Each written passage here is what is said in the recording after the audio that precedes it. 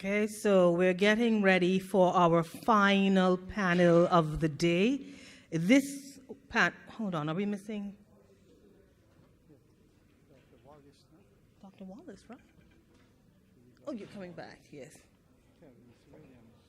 Right, so we have Mr. Williams, yes. We have Mr. McIntosh, right? Mr. Wallace, that's it. And Mr. George is there. Okay. So our panel is ready. This is the challenges faced by oversight and civilian oversight institutions in the Caribbean. The moderator is Mr. Justice Cecil Kennard. Mr. Kennard is the chairman of the Police Complaints Authority in Guyana. Sir.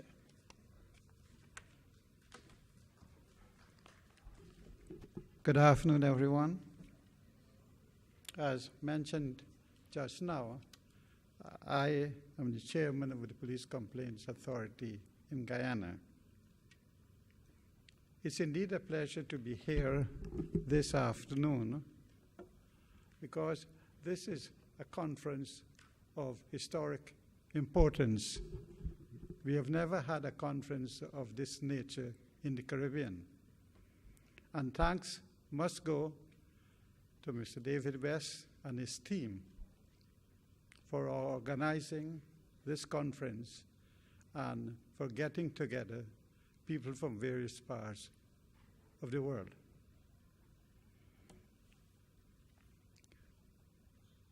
As chairman of Police Complaints Authority, like every other oversight bodies, we have our challenges in the performance of our respective functions.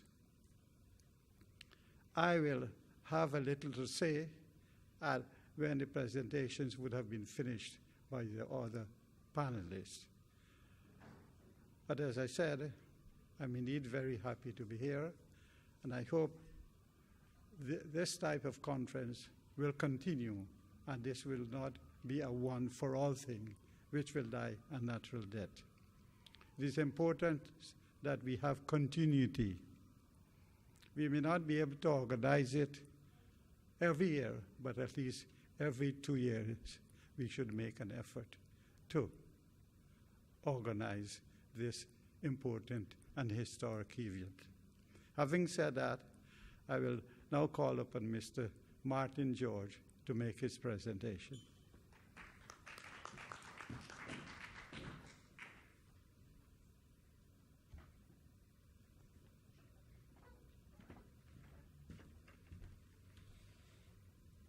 Thank you, Mr. Moderator. All protocols being observed, good afternoon. I just had to mention to Mr. David West, the PCA Director, that I've been thrust into the breach here this afternoon, as it's only very recently I recognized or was informed that I have to be speaking this afternoon on this topic. So I will keep it very topical, very Caribbean, and I hope at the end, the highest compliment you can pay me is if you say you don't believe that I was just notified about coming up here to speak. So let's look at the challenges faced by oversight and civilian oversight institutions in the Caribbean. Here in the Caribbean, we live in an interdependent, interconnected, and interlocked world, which is intertwined, where we are tethered to one another electronically by our internet, our intranet, our laptops, our mobile devices. We use WhatsApp, Instagram, Twitter, Facebook, email, text message, and voice messages. All of these are ways that we are connected, but this is external.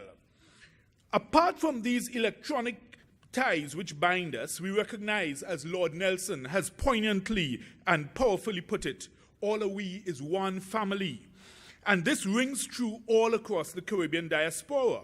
So many of us have relatives, friends, colleagues, associates scattered throughout the various Caribbean islands. The threads and strands which bind and unite us are all interwoven into the wonderful mosaic and colorful, vibrant tapestry which constitutes Caribbean life today.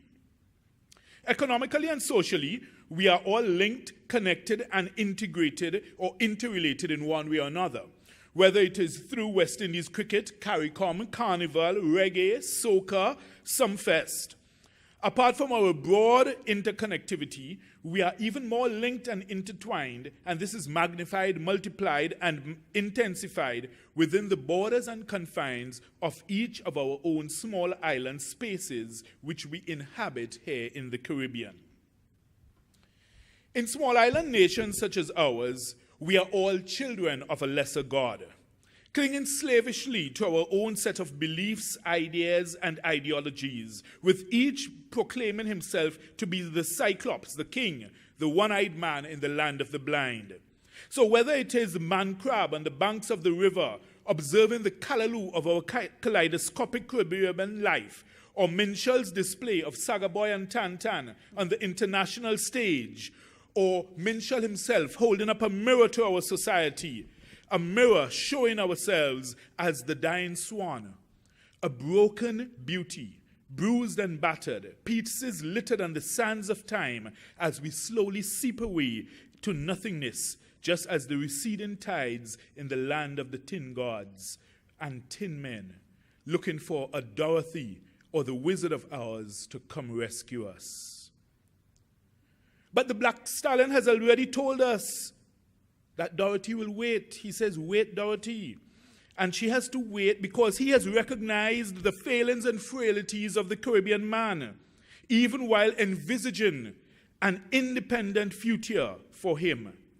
That must be the ambition of the Caribbean man, says Leroy Caliste. But yet the same Leroy Caliste tells us to keep the chalice burning because the vampire is passing. What is this vampire sucking the blood of credibility, transparency, and accountability out of our law enforcement systems so that they remain bent and broken on the sands of time? What is this that he speaks of that leaves them gnarled and twisted shadows of their former selves?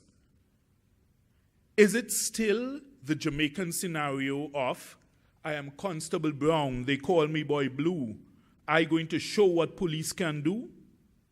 Have we evolved at all beyond this, or are we still locked in a never-ending cycle which still sees our police officers, as recently as this weekend in Trinidad, allegedly, and I say allegedly, stabbing patrons in a line as they're waiting to buy their gyros in Woodbrook?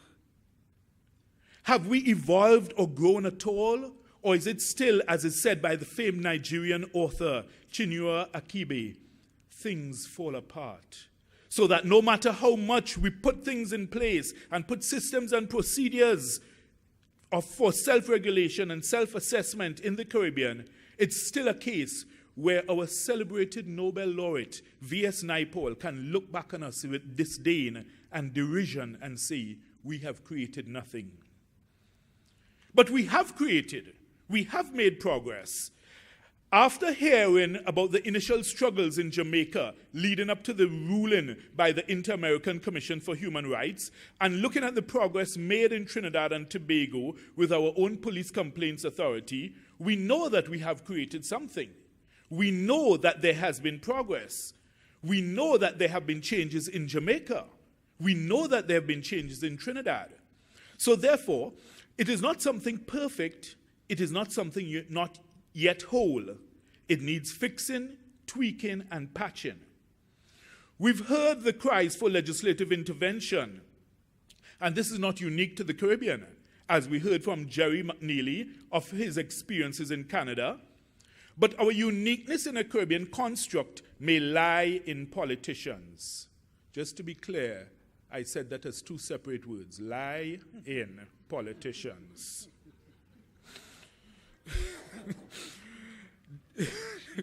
Very often, our leaders sacrifice the greater good of the entire country on the altars of expediency and for the fleeting, illusory attraction of what is sexy or politically attractive for the moment, mainly with a view to garnering more votes on election day. There's very little political currency throughout the Caribbean in making major legislative changes to enhance civilian oversight of law enforcement. Powerful police unions or representative organizations would put stumbling blocks in your way, and always with the subtle threat of withholding their votes at election time. They are usually a demographic which cannot be ignored in a small island state. They have friends, relatives, and associates who may all be sympathetic to their position of less enforceable legislation.